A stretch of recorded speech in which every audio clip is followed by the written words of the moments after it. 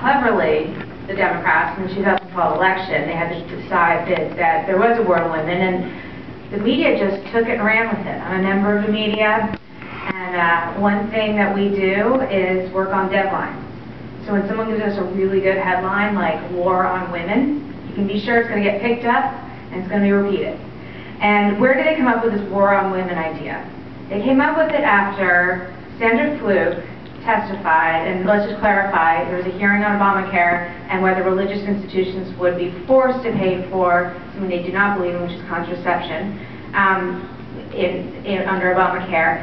Sandra Fluke did not testify because she is not a policy leader. She is not had no reasoning there. So the Democratic leader, Nancy Pelosi, decided to have some sort of sidebar event with Sandra Fluke as a highlight, and they made her a star. And Sandra Fluke was at Georgetown Law School. I also went to Georgetown. I went to undergraduate. I'm not Catholic, but I did not go to Georgetown to get free contraception. Apparently Sandra Fluke did, and that was her testimony. And then they decided, what happened was, as we all know, you all know, Rush Limbaugh, great talk show host, called her a bunch of names, unfortunate names. I think we all agree he should not have said. One of them, baby slut. The other ones, I'm surprised you're allowed to go to the airwaves. I definitely won't say it in an RNC meeting. You know, his point overall is that taxpayers should not be paying for, or these religious institutions should not be forced to pay for contraception. But what happened was that the Democrats had already set up this whole event. They set up this Sandra Fluke event. They set it all up. Then they coined this perfect little phrase, War on Women.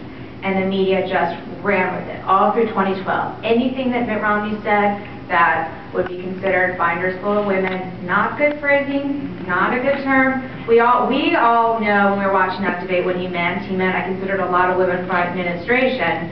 But, you know, once you've dictated the theme and the media's picked up on it, and again, I say that because I am in the media, I can say we do this, we're under deadline, you give us something clever like that, you're going to run with it. Well, let's just say, the majority of media, which is liberal, 90% I'd probably say, are actually believe it too, because they too are liberal, and the women are feminists. And then you've got the conservatives who will try to push back, but we're going to keep talking about that war on women back and forth. And what they're talking about also is abortion and contraception. That's what the Democrats are talking about. They were not talking about, as we were just discussing, the economy, taxes, this horrible economy under Obama, the fact that GDP is barely at 1.5 after 5 years in office, the regulations, the spending under the stimulus plan, the deficit, the debt is at historic levels, 1.8 trillion. No one is talking about that. When they talk about the war on women, they're talking about a talk show host calling someone a slut over birth control. And then you look at the numbers, how many, I mean, obviously you're all Republicans, so you're not here because of birth control is that important to you. If you were, you'd probably be in the Democratic Party. But even if you look at women voters overall, when you look at the rank of what they care about and they vote on, birth control is like down by like, making sure their dogs have a good home. I mean, it's really low down there because it's just, you know, people have health care. And abortion obviously is a big issue, and on both sides, pro-life or pro-choice, but it's not at the top. Again, it's the economy. It's employment. But when they started this war on women, when the Democrats started, the media picked up on it, you know, what the Democrats didn't think to do is whether they think that their side of the field was clean. They thought, oh, we're just going to attack, and they, you know, what they didn't foresee was that in 2013 they would have 3 of the biggest dirtbags you've ever known running for office. So you've got Eliot Spitzer, client number 9, a prostitute user, former governor of New York, who human trafficked one prostitute across state lines. And for some reason, man can't go away. So now he's running for comptroller in his effort to get back into politics because he's a complete narcissist. And he wants to be mayor. And now, their story hasn't yet come out, but he's most likely, we're going to find out, the reason that his wife just recently kicked him out of the house during this campaign is because he's been having an affair with a married woman.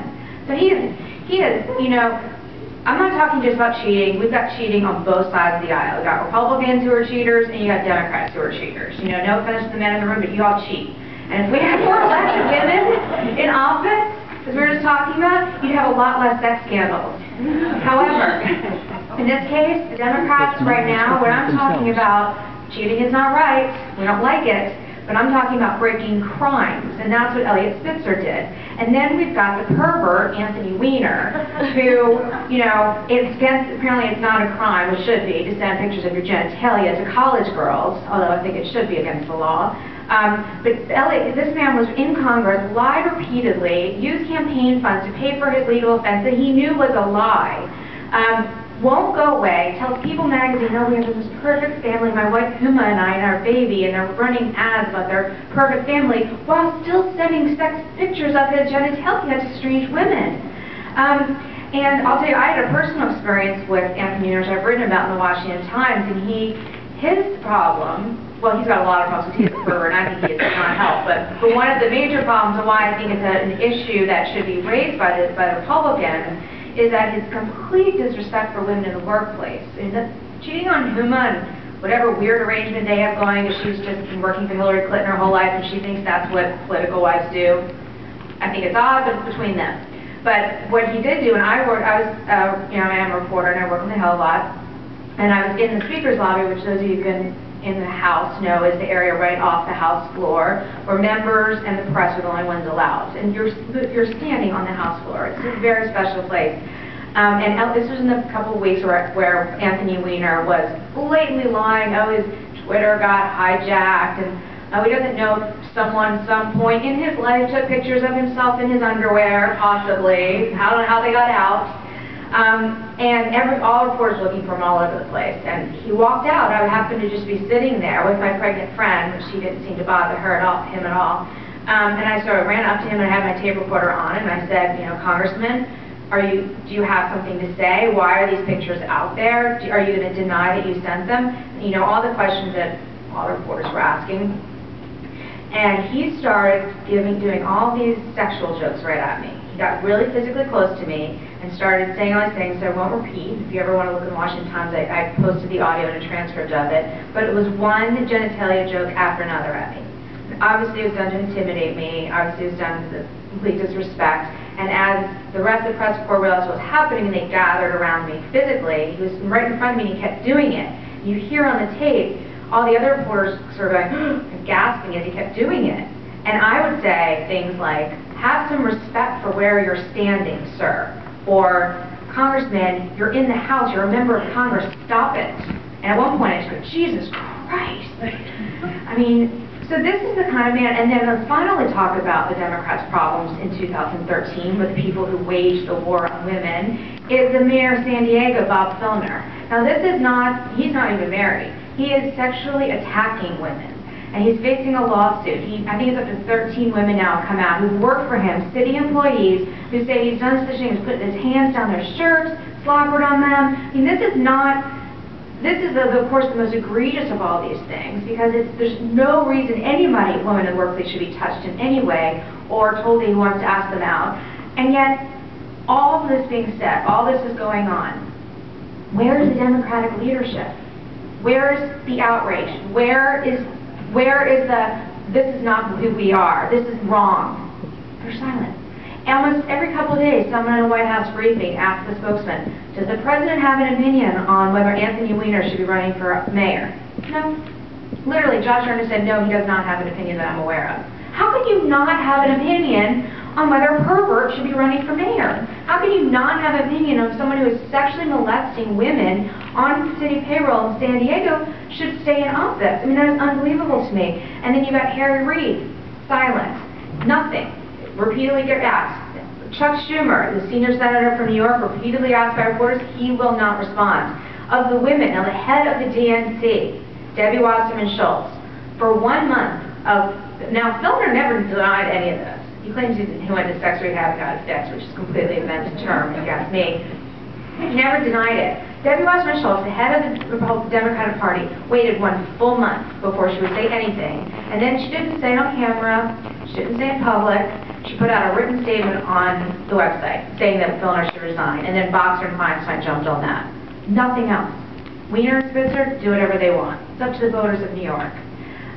You hear nothing from them. And, Debbie Wasserman Schultz How about no woman should be subject to this in the workplace? How about no woman should be, treated like this? And I'll just say, coming back to what's I think the most important thing here is the Republican Party can flip this narrative, whereas the narrative of Republicans are attacking women, it's the Democrats. And these sex scandals are, a short story. This will be over by November. Hopefully none of them will be in office.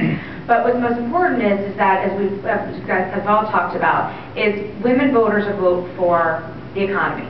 And single women, which is a subset of women that Republicans lose dramatically to Obama, they care even more about the economy because they have no second income. If they lose their job, their family's really in trouble. And single women are a larger percentage than the Hispanic voters. So if we had some outreach to single women, and I think one of the ways to do that is to communicate, as I do when I write a paper, is communicate in language that women talk in. Instead of talking about, which I do all the time, I write about the deficit and I write about GDP, yada, yada, yada, all these policy terms. How about the price of milk? A gallon of milk, 4 years ago to today. A gallon of gas, 4 years ago to today. Employment rate, it's not gone down 7.9%. Family income, these are things that women will discuss, and I also think using outlets that women use. Women, I love my newspaper, I love writing for the Washington Times. We have very few women readers. They're just not, that's not what my girlfriends are reading during the day. They're on Facebook, they're reading magazines, they are probably watching their local news while they're making their kids' dinners. I mean, if you're targeting women, you have to target the outlets that women are reading and use the language that women will use when they talk and share with each other. And I think that's well, I probably have a lot more points, but suppose, I think the last thing I did want to say is on this fact of the war on women. I think it would probably behoove all of us on both sides to stop using it, because I think the term insinuates that women are victims and women are vulnerable and men are attacking. And if the Democrats want to use that language, Republicans should flip it around and explain to them what they're doing wrong. But Republicans, no one's in war. I mean, does anyone here feel like they're in a war or men are attacking them? I mean, so anyway, that's all I have to say, and we look forward to your questions. Thank you.